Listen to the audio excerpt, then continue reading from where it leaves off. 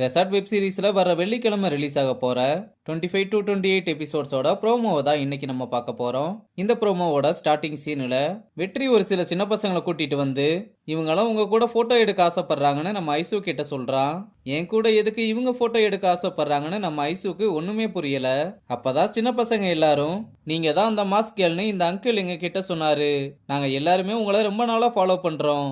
Please உங்க கூட ஒரு போட்டோ எடுத்துக்கிறோம்னு பக்கத்துல வந்து நிக்க, நம்ம வெற்றியும் போட்டோ எடுக்கலாம்னு போகும்போது வெற்றி கிட்ட போட்டோ எடுக்க வேணாம்னு சொல்லி, இந்த ஆளு நீங்களாம் சின்ன பசங்கன்றதுனால உங்களை ஏமாத்துறான், போங்க போய் விளையாடுங்கன்னு பசங்களை அனுப்பிவிட்டு, உனக்கெல்லாம் கொஞ்சமாவது அறிவு இருக்கா இல்லையா? இந்த விஷயம் மட்டும் வெளியே தெரிஞ்சு என் அப்பாவோட காதுக்கு போயிருந்தா என்னோட பேசினே ஸ்பாயில் ஆகியிருக்கும். உன்னை நம்பினதுக்கு உன்னால என்ன பண்ண முடியுமோ அதை நல்லா பண்ணிட்டேன்னு ரொம்ப கோவத்துல வெற்றியை திட்டிட்டு அங்கிருந்து போறா.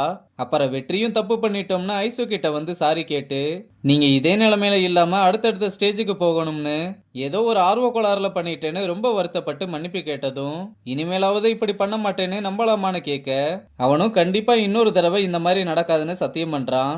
உடனே நானும் கோவத்துல வார்த்தையை விட்டுட்டேன்னு ஐசுவும் சாரி கேட்க, வெற்றியும் சாரிலாம் ஒண்ணு வேணாம், அதுக்கு பதிலாக ஒரு பாட்டு பாடுங்கன்னு சொன்னதும் நம்ம ஐசுவும் அவனுக்காக ஒரு பாட்டு பாட ரெண்டு பேருமே ஒரு வழியா சமாதானமானதோட இந்த ப்ரோமோவை முடிச்சிருக்காங்க.